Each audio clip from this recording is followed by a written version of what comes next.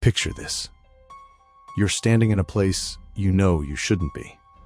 Your heart is pounding so hard you can feel it in your throat. Every instinct in your body is screaming at you to run, to turn around, to get out while you still can, but you don't. Because somewhere deep in your brain there's this little voice, this tiny nagging whisper that says, but what if? What if I just look a little closer? What if I just stay a little longer? What if I just find out? That voice, that's curiosity. And most of the time it's harmless. It's how we learn, how we discover, how we make sense of the world around us. But sometimes that voice leads you somewhere you were never meant to go, somewhere dark, somewhere dangerous, somewhere you might not come back from. Today, I'm going to tell you 3 true stories. 3 ordinary people who heard that voice and couldn't ignore it. An abandoned building that held a secret no one was supposed to find. A dark corner of the internet that reached out and grabbed someone by the throat. And a quiet suburban neighborhood where one man's curiosity put his entire family in the crosshairs of something evil. 3 stories. 3 moments where everything changed. 3 times curiosity almost got someone killed. So turn down the lights, get comfortable. And whatever you do, don't look away. Let's begin. Before we dive in, I want you to know something. These aren't made up. These aren't creepypastas or campfire tales someone invented to give you chills. These are real stories, sent in by real people who lived through them. I've changed some names, altered a few details to protect the people involved, but the events, the fear, the moments where everything went sideways, all of it happened. So if you've got a story of your own, something you've never told anyone, something that still keeps you up at night, I want to hear it. Drop it in the comments, send it to me. Because the scariest stories aren't the ones we make up, they're the ones that are true. Now, story number 1. Story 1, the abandoned hospital. The year is 2019, late October. The air is cold and crisp, carrying that distinct smell of dead leaves and wood smoke. We open on a beat-up Honda Civic rolling down a dark 2-lane highway somewhere in rural Pennsylvania. Inside are 3 college kids. Marcus is behind the wheel.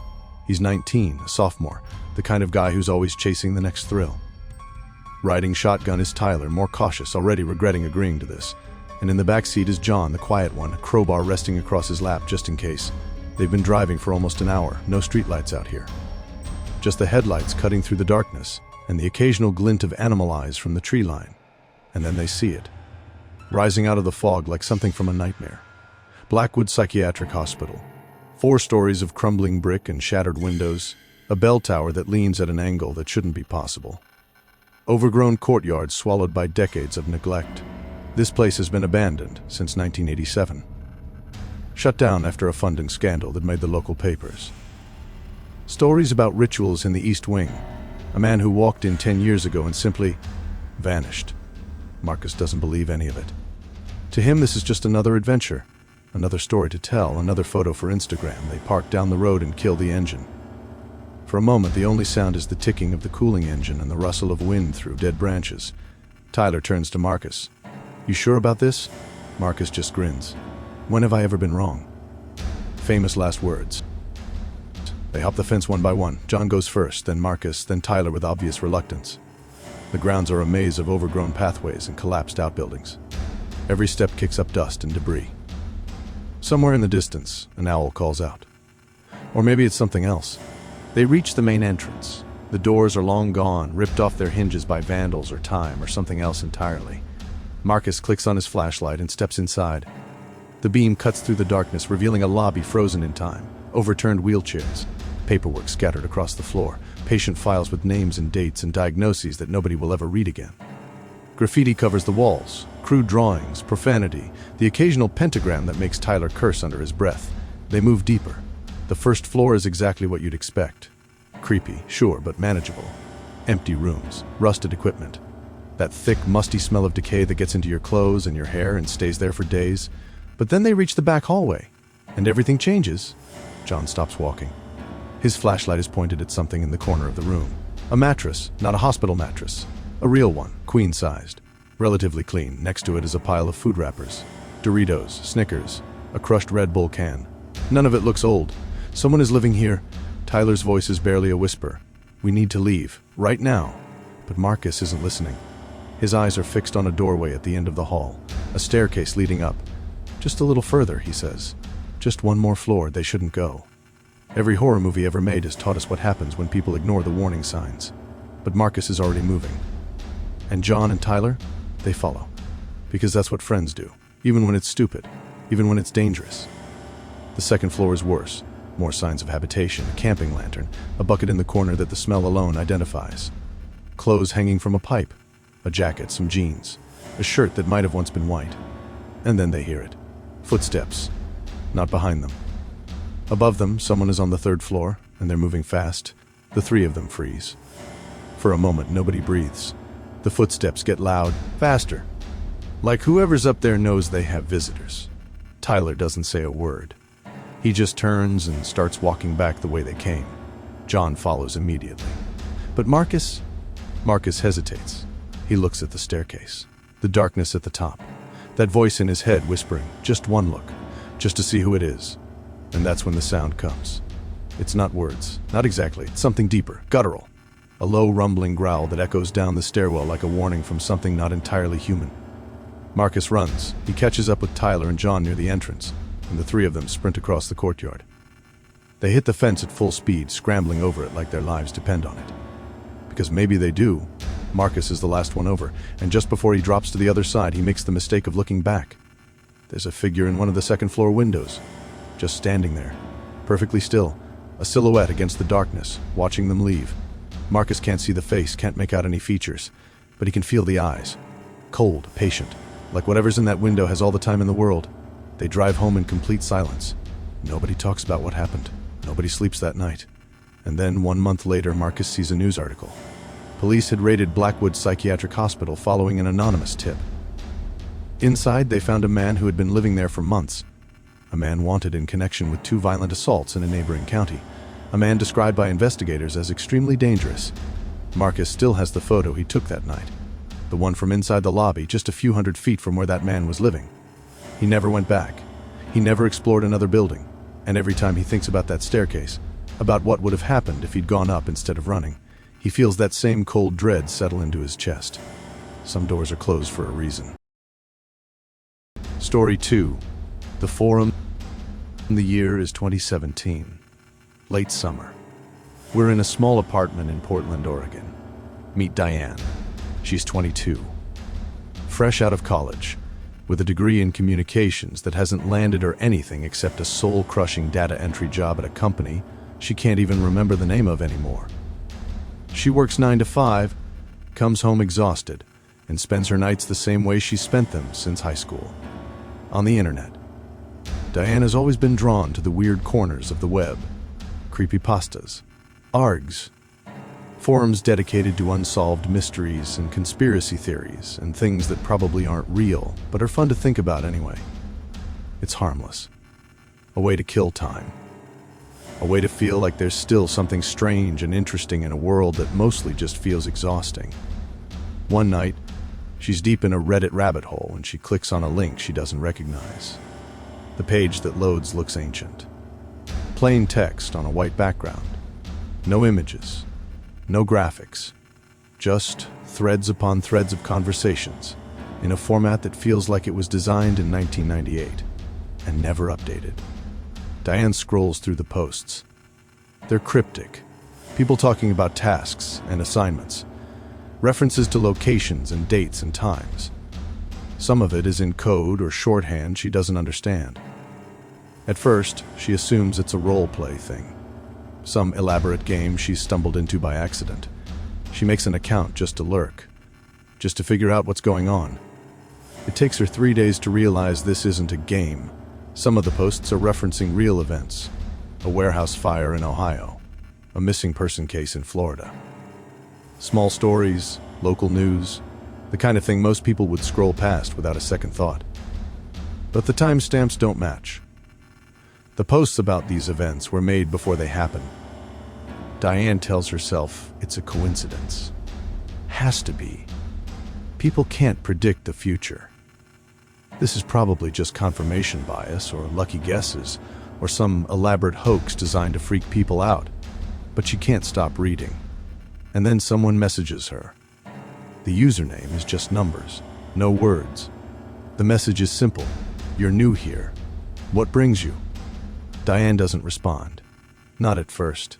She closes the tab and tells herself she's done with this stupid website. But 3 days later, she's back. And she answers. Just curious. Didn't mean to intrude. The reply comes within minutes. That's okay. Everyone starts somewhere, but be careful where you explore. Some doors don't close once you open them. Diane brushes it off as someone trying to sound mysterious. She keeps browsing, keeps reading. The messages keep coming. At first, they're generic. Questions about her interests, her background, what she's looking for. She gives vague answers, doesn't share anything personal. But then, the messages change. You work late, don't you? Data entry must be exhausting. Diane stares at the screen. She never mentioned her job. Not once. Not anywhere connected to this account. She tries to rationalize it. Maybe she let something slip. Maybe there's information somewhere in her profile she forgot about. Maybe another message. That apartment complex on Ridgeview. Loud neighbors, right? Diane lives on Ridgeview Street. She deletes her account. Clears her browser history. Runs every virus scan she can find. Her hands are shaking so badly she can barely type for weeks. Nothing happens. Diane starts to convince herself it was just someone messing with her. A lucky guess. A coincidence. Then she notices the car. It's parked across the street from her apartment. A dark sedan with tinted windows. She sees it every night for a week.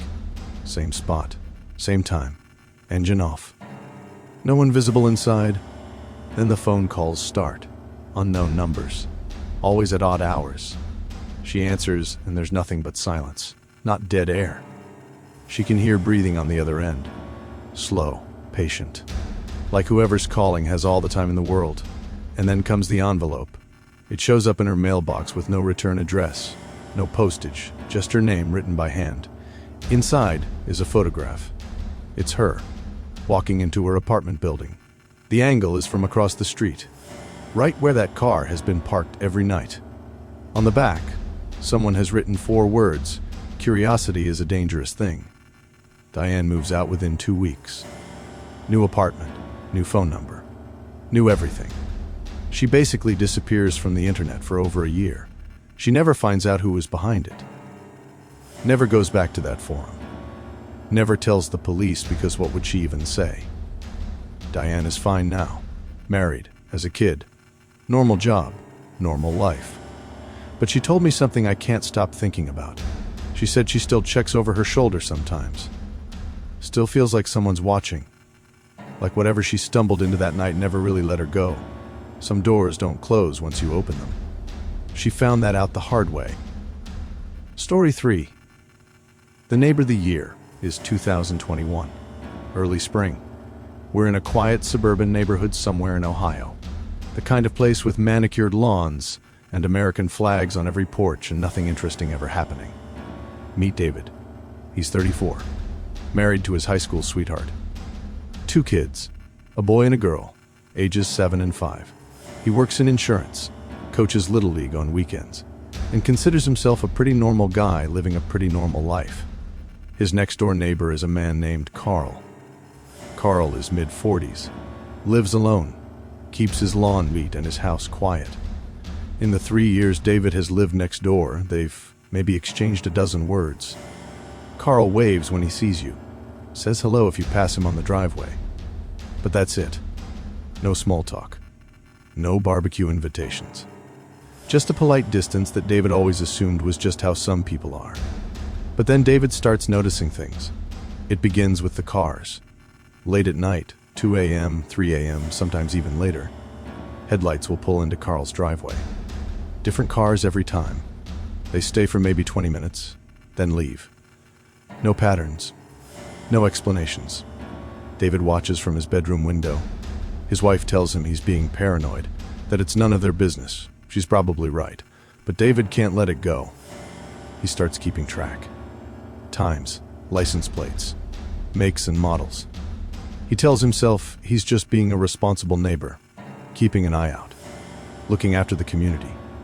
Deep down, he knows that's not true. The truth is, he's curious, and that curiosity is eating him alive. One night, about a month into his little surveillance project, David sees something that changes everything. It's 1 a.m. He can't sleep. He's standing at the window, looking out at nothing in particular, when a light appears in Carl's backyard. A flashlight, moving slowly across the grass. David watches as Carl walks to the far corner of his property, sets down the flashlight, and picks up a shovel. And starts digging. Not gardening, not burying a pet. Carl is digging a hole. A big one. And every few seconds he stops and looks around, checking, making sure no one is watching. David's heart is pounding. He grabs his phone and starts recording. The footage is garbage. Too dark, too far away, but he keeps recording anyway. Carl digs for 15 minutes. Then he goes inside. When he comes back out, he's carrying something. A bag. Or maybe a bundle wrapped in something dark. David can't tell from this distance. Carl drops it into the hole and starts filling it back in. David doesn't sleep that night. The next morning, he calls the police, tells them what he saw. They say they'll look into it. They never do. A week goes by. Nothing happens. David starts to wonder if he imagined the whole thing. If his mind was playing tricks on him. If he's turning into one of those paranoid neighbors everyone makes fun of. But he can't stop thinking about that hole. So one afternoon, while Carl's car is gone, David does something stupid. He hops the fence into Carl's backyard. The spot is easy to find. The grass is patchy. The dirt is loose. David doesn't have a shovel, so he drops to his knees and starts digging with his bare hands. He's maybe 6 inches down when he hears the voice. "What are you doing?" David freezes. His blood turns to ice. He turns around slowly. Carl is standing at the back door of his house. He wasn't supposed to be home. His car isn't in the driveway. But there he is. David tries to talk, tries to explain. Something about a ball. His kids. Must have thrown it over the fence. He's sorry. He'll leave right now. But Carl isn't listening. Carl starts walking toward him. Slowly. His face completely blank. No anger. No confusion. Just nothing. David runs. He throws himself over the fence so hard he tears his shirt on the wood. He doesn't stop until he's inside his own house with the door locked and his back against the wall, gasping for air. That night, David installs security cameras. He tells his wife everything. She wants to move immediately. He does too, but they can't afford it. Not yet. For the next few weeks, nothing happens. Carl waves at David like nothing ever occurred, mows his lawn, takes out his trash, acts completely normal, but David knows something is wrong. He can feel it. And then, 3 weeks later, David wakes up to a security camera alert. Someone is in his backyard. He grabs his phone, opens the app, and his stomach drops. Carl is standing at the edge of David's property, just past the fence line, perfectly still, staring at the house. David watches the footage in real time. Carl doesn't move, doesn't blink, just stands there for 45 minutes before finally turning and walking back to his own yard. David calls the police again. This time, they actually show up. But Carl is calm, polite, cooperative, says he's been having trouble sleeping, likes to walk around his property at night. Nothing wrong with that, is there? The cops leave. There's nothing they can do. 3 months later, David and his family move to a different state. They never find out what was in that hole. Never find out what Carl was really doing. David told me something I haven't been able to shake. He said the worst part isn't the fear. It's the not knowing. That curiosity never went away. Even now, years later, he still thinks about that backyard. That hole. What Carl dropped into it. And sometimes, he says, wondering is worse than knowing. Because when you know something, you can deal with it. You can process it. You can move on. But when you don't know, when that question just sits there in the back of your mind, rotting away, it never leaves you, and there you have it. 3 true stories. 3 ordinary people. 3 moments where curiosity took them somewhere they were never supposed to go. I want you to think about something. We all have that voice. That little whisper that tells us to look a little closer. Stay a little longer. Find out what's really going on. Most of the time, it's harmless. A locked door. A strange noise. A neighbor who keeps weird hours. But every once in a while, that voice leads us somewhere we can't come back from. So, the next time you feel that itch, the next time curiosity tells you to open that door, click that link, or dig a little deeper, ask yourself one question. Is it worth it? Because sometimes the answer is no. Sometimes ignorance really is bliss. And sometimes the best thing you can do is walk away while you still can. If this video kept you on the edge of your seat, hit that like button. Subscribe if you haven't already. And if you've got a story you want me to tell, something that happened to you, something that still haunts you, drop it in the comments or send it my way. I read everything, and I'm always looking for the next story. Until next time, stay safe out there, stay smart, and whatever you do, don't go digging in your neighbor's backyard.